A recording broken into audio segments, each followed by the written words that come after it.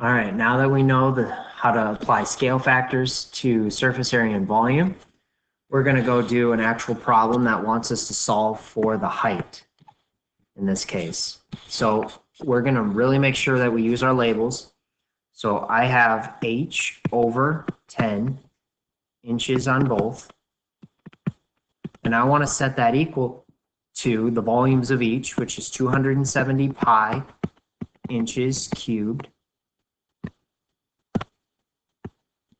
over 640 pi inches cubed.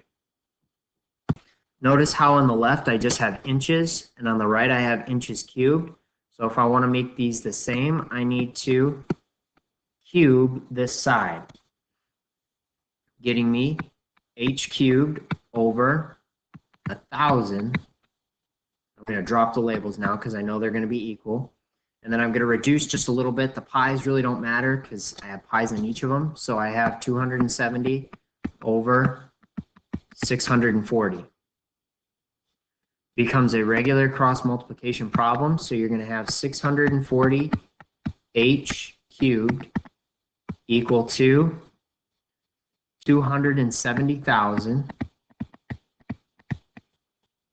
Divide by 640, you're going to get h cubed equals, I'm going to write it all the way out, 421.875.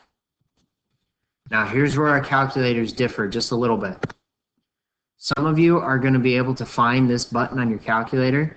It's going to look like a square root, but there's going to be a 3 up in the left-hand corner. If I want to undo something squared, I take a square root. If I want to undo something cubed, I'm going to take a cube root. And I'll show you where that's located on your calculators. So for people who have this button, you are going to be able to go, and if you have a calculator that looks like mine, it's going to be located under math. So math, it's number 4 for me.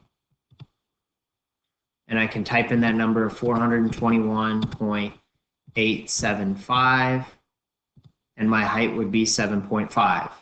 So the answer is 7.5. Now let's say that you're one of those people that doesn't have that button right here. Okay, if you don't have that cube root button like I had, what you're going to do instead is you should be able to find on your calculator somewhere a button that looks like this, x square root type thing.